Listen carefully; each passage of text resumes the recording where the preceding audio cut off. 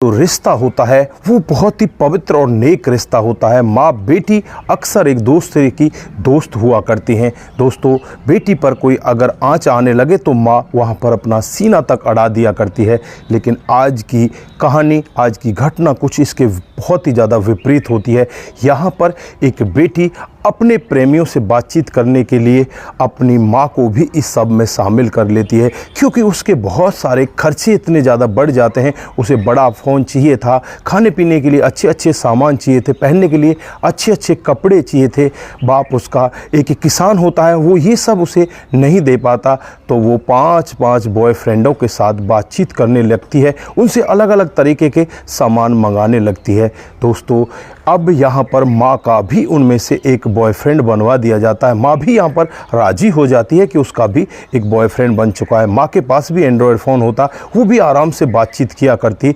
इस सब के बारे में जब पिता को पता चलता है तो पिता का क्रोध सातवें आसमान पर होता है। दोस्तों, उसके बाद जहाँ पर बेटी और माँ मिलकर दोनों एक ऐसी साजिश रचती हैं जिस साजिश के तहत उस पिता को सदा सदा के लिए इस जहाँ से विदा कर दिया जाता है। दोस्तों, अगर आप लोग भी पूरी घटना को डिटेल से जानना चाहते हैं दोस्तों, इस घटना को वही लोग पूरा सुने जो लोग ठोस दिल वाले हों, क्योंकि कमज़ोर दिल वाले इस घटना को ना सुने तो ही बेहतर होगा। तो दोस्तों, आगे बढ़ने से पहले हमारी वही रिक्वेस्ट कि जो हमारे चैनल के साथ नए हैं कृपया करके चैनल को फॉलो कर ले, बेल आइकन को ज़रूर प्रेस करें। नमस्कार, जय हिंद। आप देख रहे हैं APH न्यूज़ राहुल रावत के साथ। दोस्तों, आज की जो हकीकत की घटना आप लोगों को बताने जा रहा हूँ, ये उत्तर प्रदेश में एक ज़िला पड़ता है मेरठ, और इसी का जानी खुर्द इलाका है। यहीं की ये हकीकत की घटना है। यहाँ पर 50 साल का एक सुभाष नाम का व्यक्ति 30 जून 2025 का वाक़या होता है, जब सुभाष जंगल से अपने घर की तरफ आ रहा होता है, तभी उसके पास 23 जून 2025 का वाक़या होता है, जब सुभाष जंगल से घर की तरफ आ रहा होता है, तभी उसके ऊपर ताबड़तोड़ गोलियां चला दी जाती हैं। दोस्तों, आनन फानन में ही जो अड़ोसी पड़ोसी लोग बाग होते हैं वो वहां पर पहुंचते हैं, तो वहां से वो लड़के जो गोली चलाने वाले होते हैं वो पहले ही फरार हो जाते हैं। अब यहां पर किसी को कानों कान खबर नहीं लगती कि सुभाष के ऊपर गोलियाँ किसने चलाई हैं।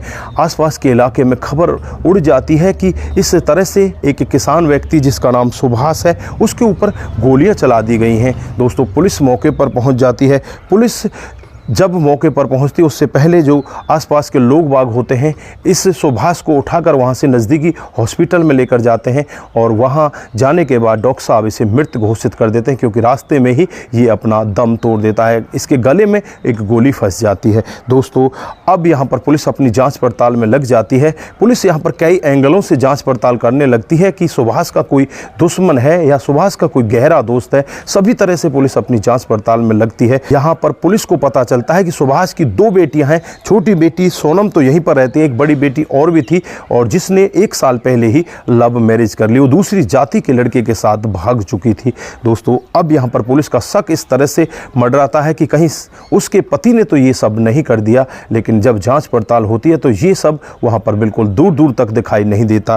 दोस्तों, उसके बाद सुभाष की जो पत्नी होती है कविता, उसके मोबाइल को लिया जाता है, उसकी कॉल डिटेल जांची जाती है, तो पता चलता है जो कविता है उसके साथ गुलजार नाम का एक व्यक्ति बातचीत करता है, क्योंकि गांव के लोग ही बताते हैं कि गुलजार नाम का जो मुस्लिम लड़का है वो कविता से इस तरह से प्रेम प्रसंग में होता है, जिसकी वजह से शायद ये हुआ हो। दोस्तों, फिर यहाँ पर जो कविता होती है उसके फ़ोन को लिया जाता है, कविता से बातचीत की जाती है, कविता इधर उधर की बातों से घुमाने लगती है। इसकी जो बेटी होती है सोनम, जब उसका मोबाइल चेक किया जाता है तो यहाँ पर पता चलता है कि सोनम के मोबाइल में एक मैसेज है, SMS पर सोनम की बातचीत हो रही है, एक विपिन नाम के लड़के से बातचीत हो रही है, और विपिन यहाँ पर सोनम से यही कहता है कि तुम्हारा काम हो चुका है, अब तुम हमारे पास ज़्यादा कॉल वगैरह मत करो, और अगर तुम्हें बात भी करनी है तो SMS के थ्रू बात करो या फिर व्हाट्सअप कॉल के जरिए बात करो। तुम ऐसे रियल में जो कॉल होती हैं उन कॉलों के जरिए हमसे बात मत करना,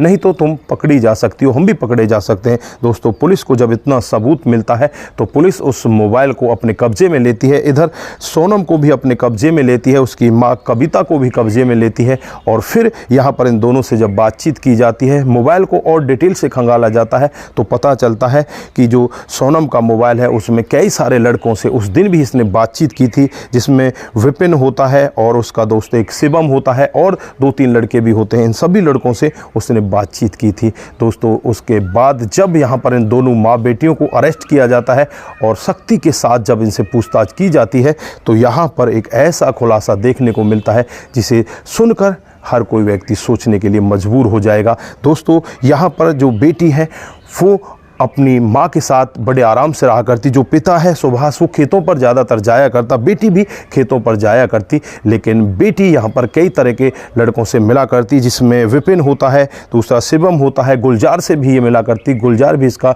बॉयफ्रेंड होता है।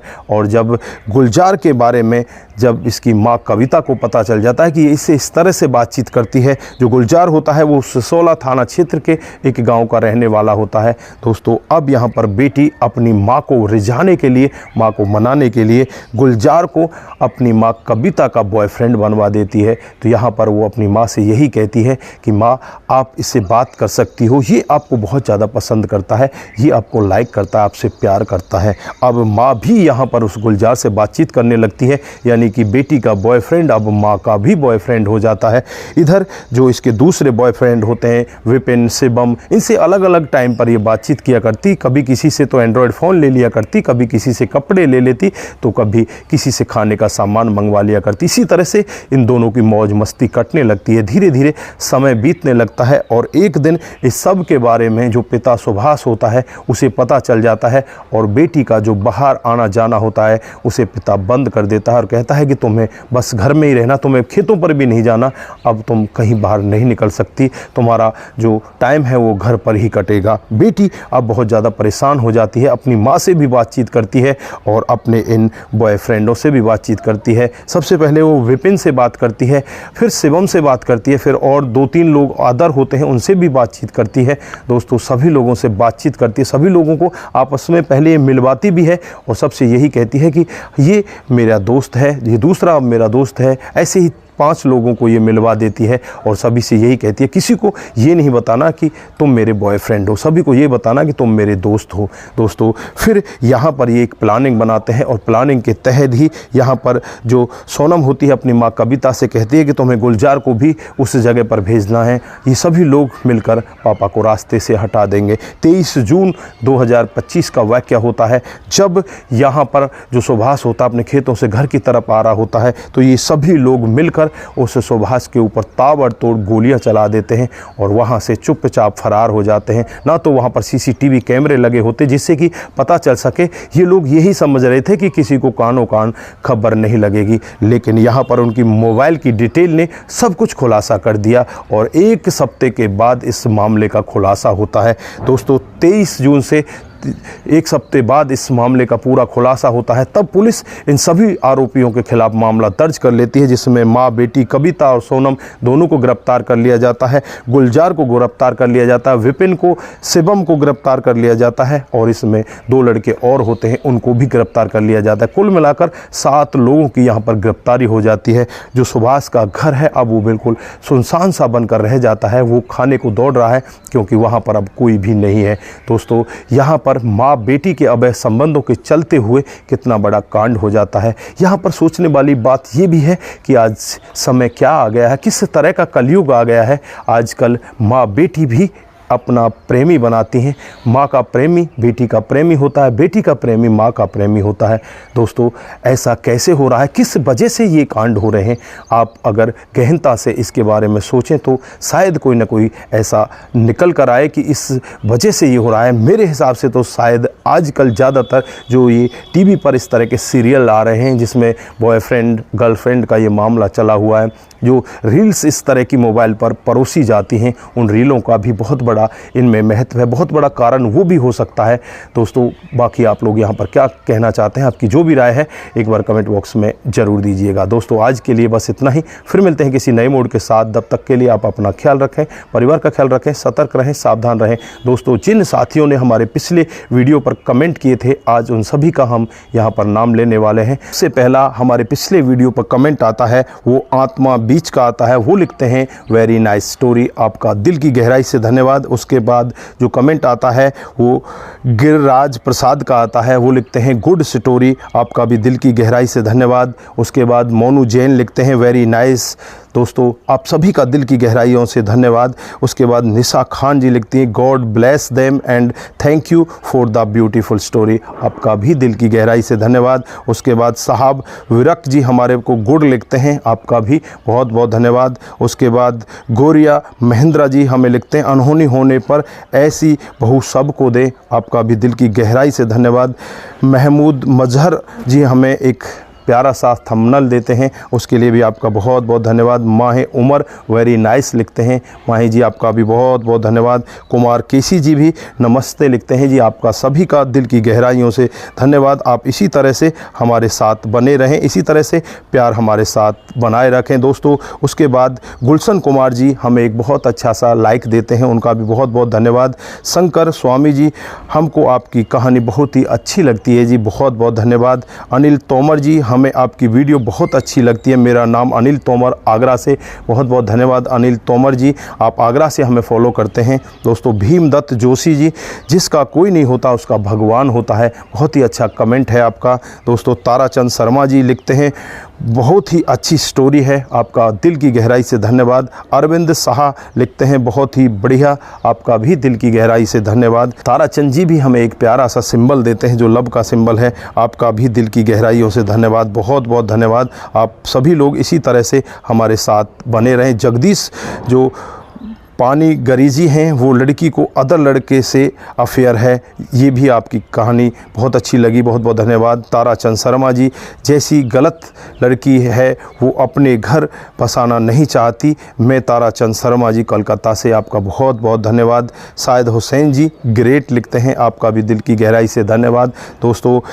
चंद्रशेखर जी हमें सुपर लिखते हैं, आपका भी बहुत बहुत धन्यवाद। रतनलाल शर्मा जी जो हमें हर रोज़ कमेंट करते हैं, आज भी उनका कमेंट आया हुआ है। राम राम भाई साहब, आपकी कहानी बहुत अच्छी लगती है, भगवान आपको सदा सुखी रखे, बहुत बहुत धन्यवाद। आप इसी तरह से हमें आशीर्वाद देते चले जाएं। किरण शुक्ला जी हमें बहुत अच्छी एक स्टोरी की टाइप में ही रियल टॉक लिखती हैं, आपका बहुत बहुत धन्यवाद, आपका भी दिल की गहराई से धन्यवाद। कुमार केसी, जय श्री राम, जय श्री राम कुमार जी, आप सभी का दिल की गहराई से धन्यवाद। आप सभी लोग इसी तरह से हमारे साथ बने रहें, इसी तरह से आप लोग अपने कमेंट हमारे साथ साझा करते रहें।